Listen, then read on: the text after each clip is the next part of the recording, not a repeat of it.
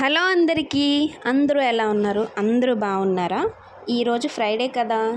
So Thursday, Friday, Saturday, Monday నేను పూజ చేసుకుంటాను కాబట్టి ఈరోజు మార్నింగ్ పూజ అయితే కంప్లీట్ అయిపోయింది.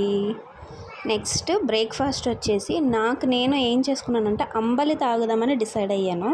అంటే ఇంతకుముందు నేను తాగినప్పుడు వెయిట్ లాస్ అయ్యాను, కానీ పొట్ట మాత్రం తగ్గదండి ఎన్ని తాగినా. ఖ్యాతికి అయితే పాలు కూడా రెడీ చేసి గ్లాస్లో వేస్తాను, తను లేచేటప్పటికి రెడీగా ఉంటుందని చెప్పేసి. అలాగే గ్లూకోజ్ కలిపాను అనమాట. ఇంట్లో అందరికీ కూడా ఒక పెద్ద గిన్నెలో కలుపుతాను, స్టీల్ గిన్నెలో. అట్లీస్ట్ ఒక 2 లీటర్స్ వాటర్ కలిపి అది డే మొత్తం తాగుతామన్నమాట.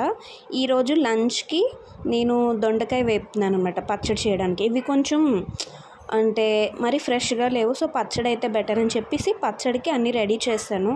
రసం కూడా పెట్టాను.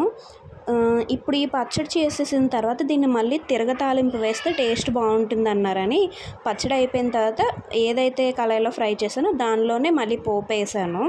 ఇది చారుకు పోపు అనమాట. చారు ఎంతో పెట్టలేదు, చాలా తక్కువ, ఇప్పటికి ఈ పూటకు సరిపోయేలాగా తక్కువ రసం పెట్టి దాన్ని పోపు అయితే వేసేసానండి. కానీ నాకు ఎందుకో అది నచ్చలేదు. అంటే వండిన వాటితో ఉంచడం, అది వేరే బౌల్లోకి ట్రాన్స్ఫర్ చేసాను.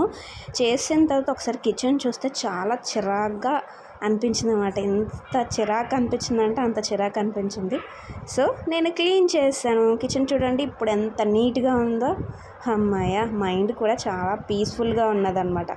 అంటే హౌస్ మొత్తానికి కిచెన్ అనేది మెయిన్ పార్ట్ కదా, అది క్లీన్గా ఉంటే మైండ్ కూడా ఫ్రెష్ ఉంటుంది ఆడవాళ్ళకి.